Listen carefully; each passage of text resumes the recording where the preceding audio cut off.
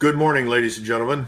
Good morning to all of you joining from across the country and across the world, because today, as the sun rises over a nation that no longer recognizes itself, we have to speak honestly about where we are going, and why the said. Decisions being made in Washington, decisions dressed up in the language of national security and wrapped in the worn-out vocabulary of patriotism, are steering the United States toward a moment of profound consequence, a moment we did not choose, a moment we are not prepared for, and a moment that could define the fate of this republic for generations to come. And if I sound more deliberate this morning, if my voice carries a different weight, it is because the truth no longer fits inside the polite rituals of commentary. The truth now demands a full accounting, and that begins with calling things by their real name.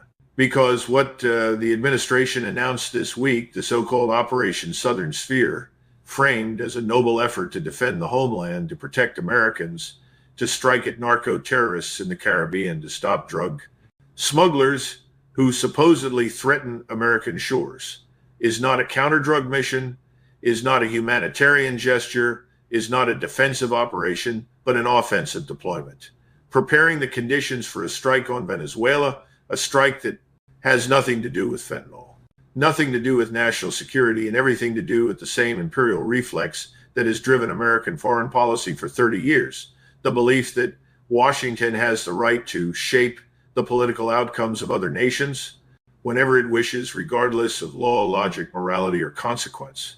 And if you watch the Secretary of War, yes, Secretary of War, because that is what he now calls himself, standing at the podium with an expression of bureaucratic excitement that should disturb every thinking American, you would have heard him proclaim that this moment is a 1939 moment, a phrase he seems proud of, as though likening our time to the year the world plunged into catastrophic global conflict is some form of strategic wisdom, as though tossing around comparisons to Hitler and Churchill is a substitute for sober analysis, as though telling the American people that we are on a wartime footing is an act of leadership rather than an act of psychological conditioning, preparing the public for policies that have already been decided behind closed doors. Let me be clear this morning, this is fraud, and I use that word intentionally because what is being sold to you is not merely a misrepresentation, but a deliberate deception, a carefully constructed theater designed to justify a predetermined political aim. And the evidence of that deception is visible to anyone willing to spend 5 minutes examining the facts instead of repeating the slogans the administration expects you to swallow without objection. Start with the speedboats, the infamous images circulating online of small fiberglass vessels being blown apart by Predator drones, presented to the public as proof of a bold and righteous campaign to stop the flow of drugs into America.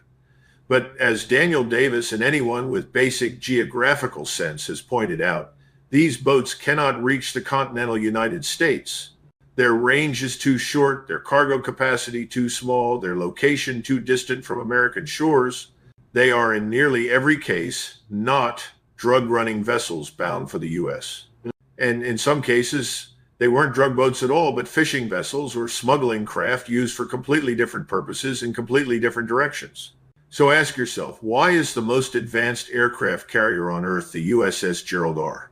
Ford, floating in the Caribbean hundreds of miles from any realistic drug smuggling route, accompanied by a full escort of destroyers, missile cruisers, submarines, marine amphibious assault ships, and aerial strike groups, all supposedly dedicated to blowing up wooden speedboats that could have been stopped by the Coast Guard? Why? Because the speedboats are a pretext, because the drugs are a fig leaf, because the administration knows the American public will accept almost any military action if it is framed as protecting the homeland from something harmful, something frightening, something foreign, something dark and criminal, even when the data shows unambiguously that over 80% of fentanyl entering the U.S. is brought in by American citizens through ports of entry, through airports, through standard cargo channels, not by mysterious foreign boats in the Caribbean, and certainly not by vessels 200 miles from Florida. This is why the British suspended intelligence sharing with the United States. Yes, suspended intelligence sharing with their closest ally, because they know that the intelligence they provide is being used to justify lethal strikes that violate international law, violate maritime law, violate the principles of due process, violate common sense, and violate the basic premise of civilization that a government does not summarily execute people without trial simply because it suspects them of wrongdoing. And once you normalize lawlessness abroad, you inevitably normalize it at home. That, ladies and gentlemen, is the deeper danger here. Not simply the reckless use of American military power, but the erosion of the rule of law itself.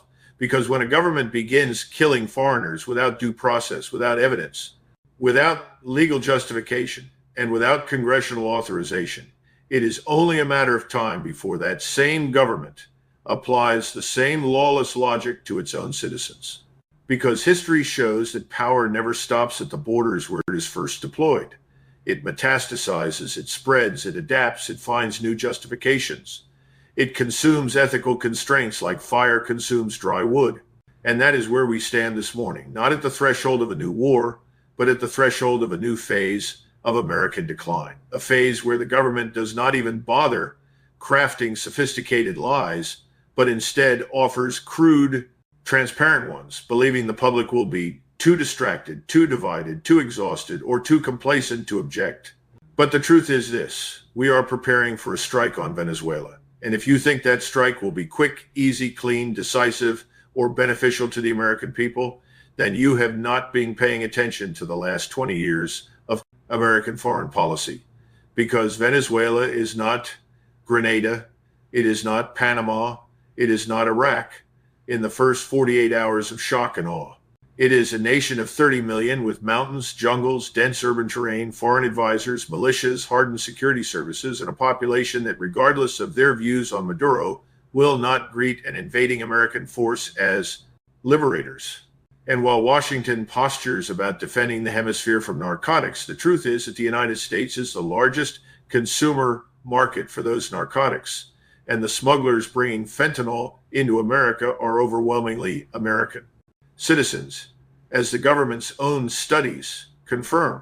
Yet instead of investing in border infrastructure, mental health systems, in addiction treatment, in law enforcement reform, in economic revitalization, in community support, in all the things that would genuinely reduce the drug crisis, Washington prefers the simplicity of bombs. Because bombs are convenient, bombs are dramatic, bombs distract, and bombs allow leaders to pretend they are solving problems that they are in fact inflaming. And so this morning, as the sun climbs, as the day begins, as the world stirs, I want us to examine the truth beneath the illusion. America is drifting toward another conflict, not because the American people want it, not because national security requires it, not because law permits it, but because the leadership class has become addicted to using war as a substitute for governance, as a distraction from economic fragility, as a diversion from political incompetence, as an escape from domestic decay. And if we continue down this path, then Venezuela will not be the last unnecessary war we fight. It will be the next step toward the imperial overreach that has broken every great power in history, because a nation that cannot solve its internal problems always seeks to escape them through external adventures. And that is where we must begin today. And as we move deeper into this discussion, it becomes increasingly clear that the most alarming part of this moment is not simply the reckless decision to prepare for a confrontation with Venezuela, or the theatrical obsession with speedboats, or the hollow comparisons to 1939, or the casual way politicians now talk about wartime footing as if they were introducing a new tax credit, but the fact that the United States government has abandoned any sense of constitutional constraint, any respect for the limits that once separated a republic from an empire. Because what we are witnessing now is not merely incompetence or mismanagement. It is the normalization of a doctrine in which the executive claims the authority to wage war without congressional approval to kill foreigners, without due process to violate international law, without consequence and to deceive the American people without shame. And when a government begins to behave this way abroad, it is only a matter of time before it behaves this way at home. And if you doubt that, look at the historical record. Every empire that abandoned restraint abroad eventually abandoned restraint domestically. Rome did it, Britain did it, France did it, Spain did it, the Ottomans did it. And today, the United States is following that same trajectory, not because the American people want empire, but because The political class cannot imagine any other way to justify domestic reality. Honestly, they would have to admit that they have failed in the most basic duties of governance. And this is where the deception becomes complete, because instead of solving real problems, fentanyl, homelessness, economic inequality, industrial collapse, border chaos, mental health crises, declining life expectancy, demographic implosion, failing infrastructure, the breakdown of family and social trust, the government stages a foreign crisis, invents an enemy, inflates a threat, waves a flag, and then claims that extraordinary measures must be taken for the sake of national security, even when the measures have nothing to do with securing the nation and everything to do with securing political authority. And what makes this even more dangerous is the way the media participates, not reluctantly, not critically, but willingly, enthusiastically, obediently, transforming propaganda into headlines and speculation into certainty. Suddenly, we are told that Venezuela is a narco state, as if that single word is enough to justify any military action, even though the same media quietly acknowledges that the U.S. Drug Enforcement Administration's own data shows that the overwhelming majority of fentanyl comes through official ports of entry in California, Arizona, and Texas, smuggled primarily by American citizens, not by Venezuelan cartels, not by Caribbean smuggling, not by fishermen in wooden hulls blown apart by drone strikes.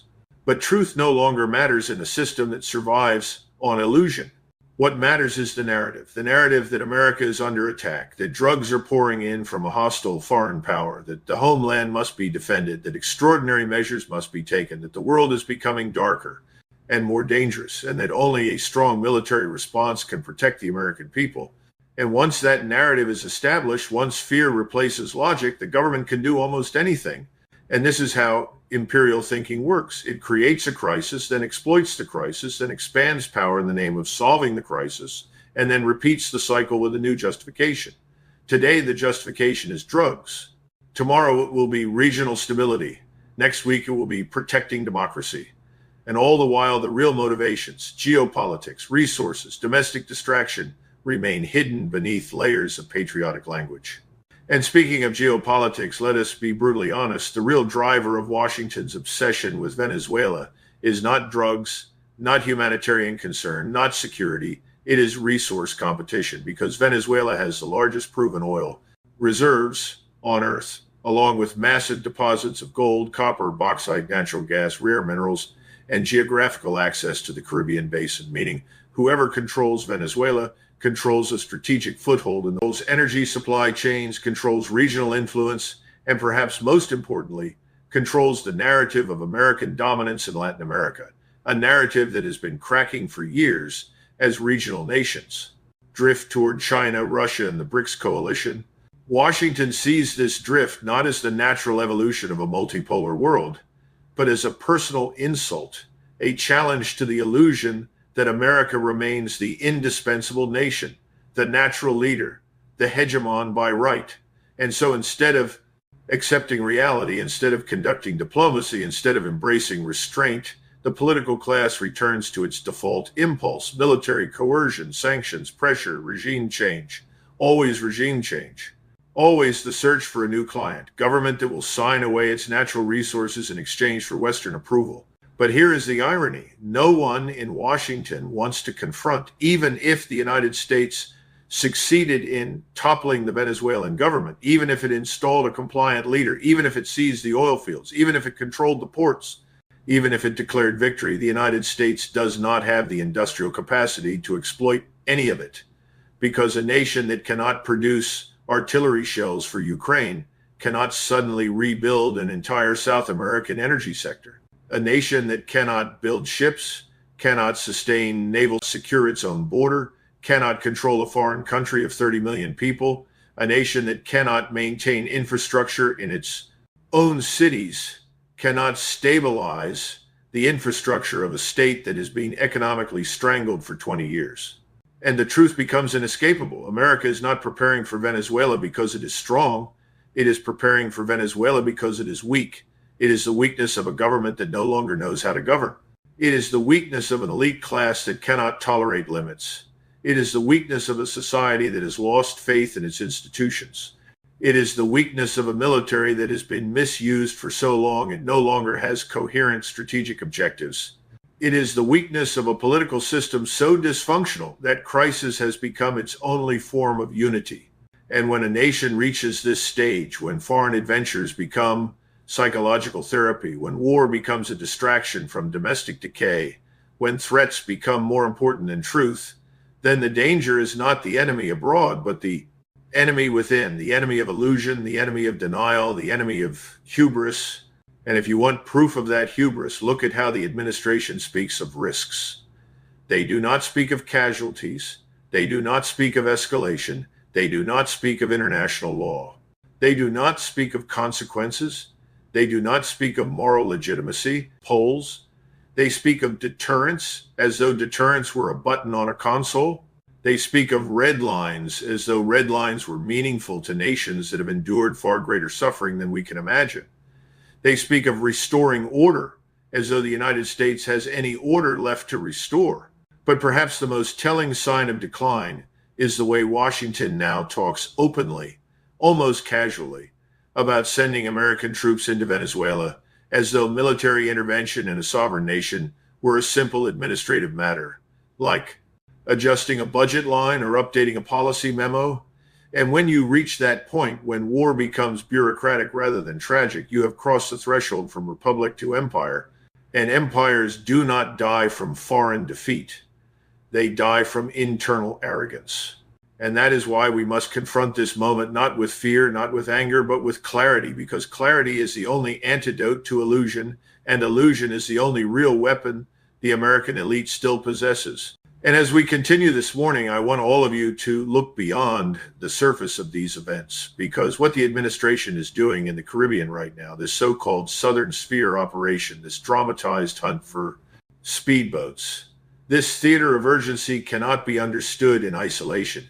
It must be understood as part of a broader collapse of American political culture, a collapse of the very norms and boundaries that once separated responsible leadership from reckless ambition.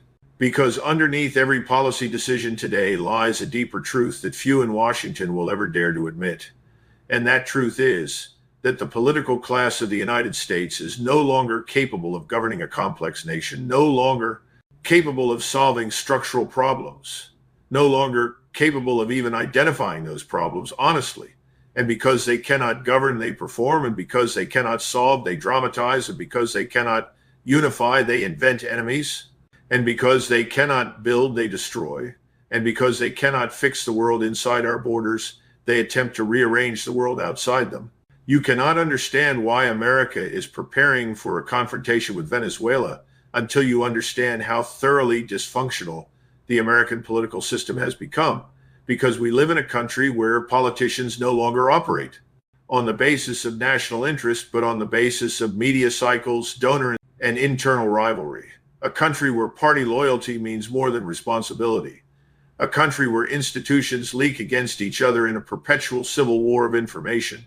A country where the intelligence agencies behave like independent power centers. A country where the military leadership is selected for compliance rather than competence. A country where the judiciary has become an arena for political vengeance. A country where Congress is incapable of passing a budget, let alone articulating a coherent vision for the future. So when you see a massive military deployment into the Caribbean, do not imagine that it reflects strategic foresight. Understand that it reflects desperation, because a government that cannot secure its own border, cannot control its own spending, cannot stabilize its own streets, cannot educate its own children, cannot regulate its own economy, cannot maintain its own infrastructure, and cannot unify its own people, will always turn to foreign conflict as a pressure valve. Not because conflict solves anything, but because conflict distracts from everything. And this distraction is desperately needed now because the United States is heading toward a series of internal crises that can no longer be concealed by rhetoric. A demographic crisis, an economic crisis, a legitimacy crisis, a mental health crisis, a law enforcement crisis, an institutional trust crisis. And a culture, the very concept of America means different things to different groups who increasingly see each other not as fellow citizens, but as existential threats. And when a nation begins to see itself in fragments, it inevitably seeks unity through external confrontation, because humans have always found it easier to unite against an outside enemy than to reconcile with an internal one. This is why the administration is trying to frame the Venezuelan situation as a 1939 moment, because they know that invoking the specter of global conflict, invoking the language of existential threat, invoking the imagery of World War II is a psychological technique designed to manufacture consent, to override skepticism, to silence dissent, to reduce complex reality into a simplistic binary of good versus evil, and to convince the public that extraordinary measures are necessary for their own safety, even when those measures have been engineered for purposes that have nothing to do with public safety at all. And consider for a moment the economic backdrop. The United States is drowning in debt, with interest payments now larger than the defense budget. The dollar, while still dominant, is increasingly challenged by alternative systems. Manufacturing has collapsed to the point where we cannot sustain even a limited industrial war. Productivity growth has stagnated. Inequality has skyrocketed. Housing is unaffordable. Births are declining. Life expectancy is falling. The middle class is shrinking. And yet Washington behaves as if it can simply will itself back into economic primacy through military intimidation. But intimidation is not production.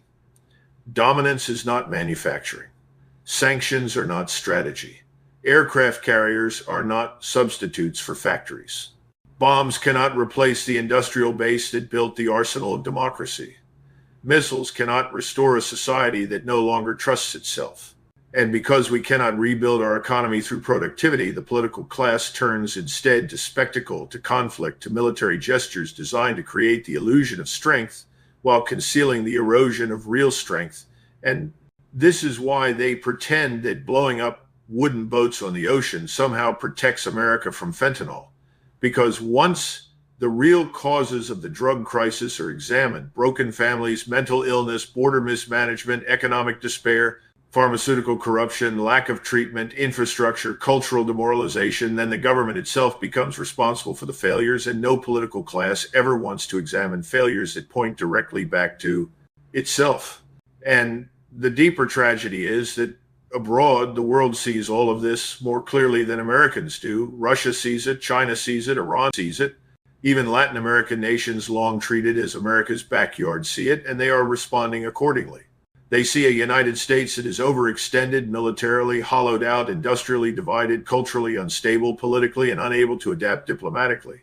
They see a nation that still speaks the language of global leadership, yet behaves like a state consumed with internal turmoil, and they see an empire that refuses to accept limits even as it runs into them. This is why Russia shows no fear of American escalation. This is why China calmly expands its influence in the Pacific. This is why Iran absorbs U.S. strikes and responds on its own timetable. This is why North Korea continues its missile program without concern.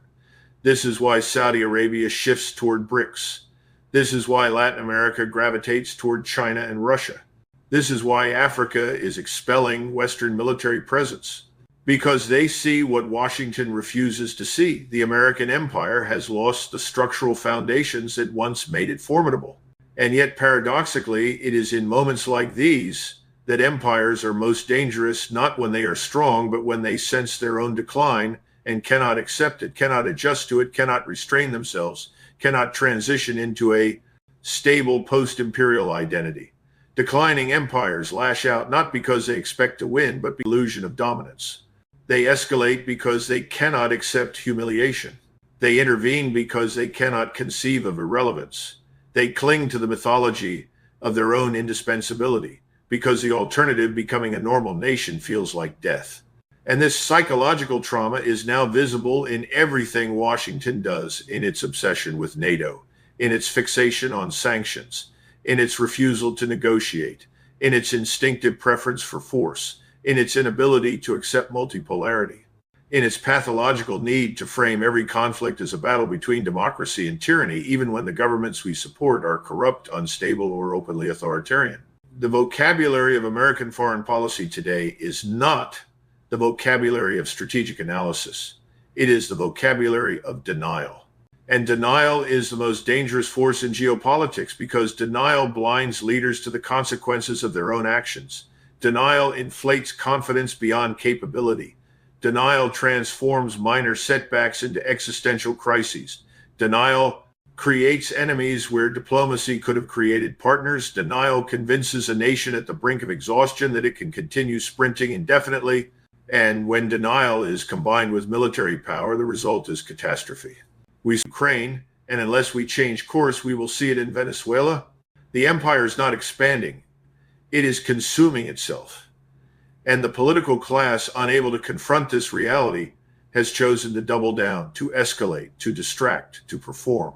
And this morning, as the sun rises on a nation that feels increasingly alien to its own people, I must tell you, we cannot continue living under illusions, because illusions are the luxury of prosperous societies, and America is no longer prosperous in the way that matters, not prosperous in cohesion, not prosperous in unity, not prosperous in trust, not prosperous in industry, not prosperous in morale, not prosperous in virtue. And that, ladies and gentlemen, is the real crisis. Not Venezuela, not Russia, not China, not Iran. The crisis is us. Good morning once again, and as we enter this final segment, I want you to understand that everything we have discussed so far, the lies of the Southern Sphere operation, the coming strike on Venezuela, the collapse of Ukraine, the strategic illusions of Washington, the decline of American industrial power, the fragmentation of our society, the erosion of law, the exhaustion of legitimacy. These are not isolated issues, not disconnected events, not separate failures to be analyzed one by one in academic compartments. They are symptoms of a deeper structural unraveling, symptoms of a nation that has forgotten what it takes to endure, symptoms of a civilization that no longer remembers the principles that once made it stable, productive, respected, capable of leading the world through strength, grounded in humility, rather than strength performed through arrogance. Because if you listen closely to the way the administration now speaks, listen to the cadence, the vocabulary, the psychological tone, you will notice something chilling. They are no longer speaking to persuade. They are speaking to command, not because they have earned authority, but because they have lost it. Not because the public trusts them, but because the public does not. Not because they have legitimacy, but because legitimacy has decayed to the point where persuasion no longer seems possible. And when a government stops persuading and begins commanding, when it stops reasoning and begins declaring, when it stops justifying and begins insisting, you are no longer dealing with a confident republic, but with a desperate empire trying to hold itself together through force of will rather than force of logic. Look at the language. Wartime footing, 1,939, moment, imminent threat, narco-terrorists, regional stability, decisive action, preemptive necessity. This vocabulary is not the vocabulary of a nation with a stable foundation. It is the vocabulary of a political class that has lost control of the domestic arena and is now projecting its anxiety outward, turning foreign nations into screens onto which it projects the fears it cannot face at home. Venezuela becomes an avatar for loss of control at the border. Russia becomes an avatar for loss of control in Europe. China becomes an avatar for loss of control in global economics. Iran becomes an avatar for loss of control in the Middle East. These countries are not threats to American survival. They are mirrors reflecting back the truth about American decline. And rather than looking into the mirror, Washington tries to smash it. But here is the problem. You can smash the mirror, but you cannot smash the reflection because the reflection lives in the reality you refuse to acknowledge. You can blow up speedboats, but you cannot blow up the internal decay of your own cities.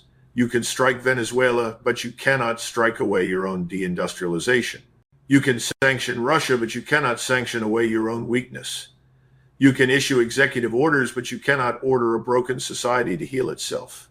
You can deploy aircraft carriers, but you cannot deploy trust unity, meaning identity, discipline, or competence, because those things are not generated by military power.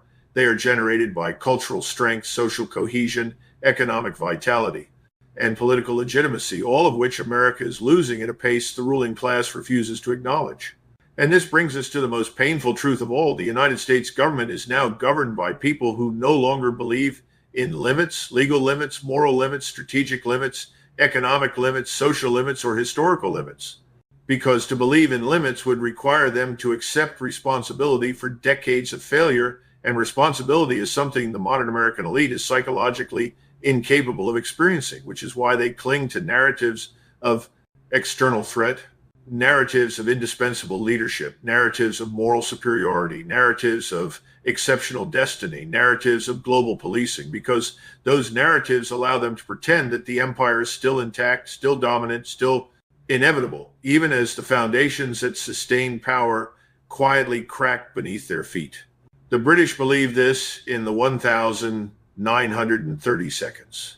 The French believed it in the 1,950 seconds. The Soviets believed it in the 1,980 seconds. Every dying empire believes in its own myth longer than it believes in the evidence in front of its eyes. And now America is repeating the same pattern. And the tragedy, the real tragedy, is not that decline is happening, but that decline is being accelerated by leaders who could choose a different path but refuse to. Because there is a different path, the path of restraint, the path of humility, the path of national reconstruction, the path of rebuilding industry, the path of securing borders, the path of restoring social cohesion, the path of repairing institutions, the path of ending the addiction to global dominance, the path of returning to the disciplined realism of a republic rather than the delusional grandiosity of an empire. But that path requires sacrifice, clarity, and courage, and nothing in the current leadership class suggests they possess those traits. And so instead they escalate rhetoric, escalate deployments, escalate budgets, escalate commitments, escalate tensions, escalate illusions. Venezuela is not a strategic necessity. It is a psychological necessity for a political class that cannot admit that its worldview has collapsed. Ukraine is not an American interest. It is a symbol of a unipolar fantasy that no longer exists. Gaza is not a battlefield of American values. It is a battlefield of American fear, fear of losing influence, fear of losing partners, fear of losing illusions. China is not an imminent invader of the United States. It is a reminder of what a real industrial base looks like. Russia is not an expansionist empire trying to recreate the 19th century. It is a society responding to 30 years of NATO provocation. Iran is not a threat to American territory. It is a regional power acting rationally within its sphere. But none of that matters to Washington, because Washington is not driven by strategy, it is driven by narrative, and narratives survive only when reality is ignored. This is why the administration thinks it can send Marines into Venezuela without consequences. This is why it thinks it can build a base in Gaza without triggering a regional war. This is why it thinks it can bomb Syrian territory without provoking Russian retaliation. This is why it thinks it can deter China with statements instead of production. This is why it thinks it can pressure Russia in Ukraine without igniting a nuclear confrontation. This is why it thinks the world still believes in American moral authority, even as the world watches the United States violate international law with impunity. But the world is changing. Multipolarity is no longer a theory. It is a fact. The West no longer dictates the global agenda. It reacts to it. America no longer produces the goods that shape the world, it consumes them. American soft power is collapsing. American diplomacy is distrusted. American moral authority is ridiculed. American military intimidation is less effective than ever. American economic leverage is declining with each new BRICS nation. And American political dysfunction is visible to the entire planet. And as this shift accelerates, Washington becomes more erratic, more emotional, more theatrical, more aggressive, because empires rarely fade. Quietly, they thrash. They thrash against reality, thrash against history, thrash against their own people, thrash against the limits they refuse to respect. But thrashing is not strategy. Thrashing is not strength. Thrashing is not leadership. Thrashing is not survival. And this morning, as the sun casts its first light across a nation that has drifted far from its founding principles, I want to tell you something that no one in Washington will say aloud, but that every thoughtful American needs to hear. The survival of the United States will not be determined by whether we control Caracas, Kyiv, Gaza, or Taipei. It will be determined by whether we are willing to control ourselves. Because the truth is simple and unforgiving. A nation that cannot govern itself cannot govern others. A nation that cannot protect its own border cannot protect an empire. A nation that cannot manufacture its own weapons cannot win major wars. A nation that cannot unify its people cannot sustain foreign commitments. A nation that cannot correct its own leaders cannot project legitimacy. A nation that cannot rebuild at home cannot build abroad. A nation that cannot restrain itself cannot survive. And so the real war America must fight right now is not in Ukraine, not in Venezuela, not in Gaza, not in the Red Sea, not in the South China Sea, not in the Caribbean. The real war is for the soul, coherence, discipline, and identity of the American Republic. And if we lose that war, if we allow the illusions of empire to overshadow the responsibilities of nationhood, then it will not matter how many aircraft carriers we deploy, how many speeches we deliver, how many enemies we declare, how many sanctions we impose, or how many foreign governments we overthrow, because the collapse will come from within, not from without. And that collapse, quiet, cultural, psychological, moral, economic, will be the only battlefield that truly mattered. The choice before us is stark but simple: empire or republic, illusion or truth, arrogance or restraint, decline or renewal. And as we close this morning, I want you to remember something. Civilizations do not end when they are conquered. They end when they refuse to learn. Republics do not fail when enemies rise. They fail when they cannot rise to meet themselves. Empires do not fall when they grow weak. They fall when they cannot recognize their weakness in time to correct it. Good morning, and thank you for listening.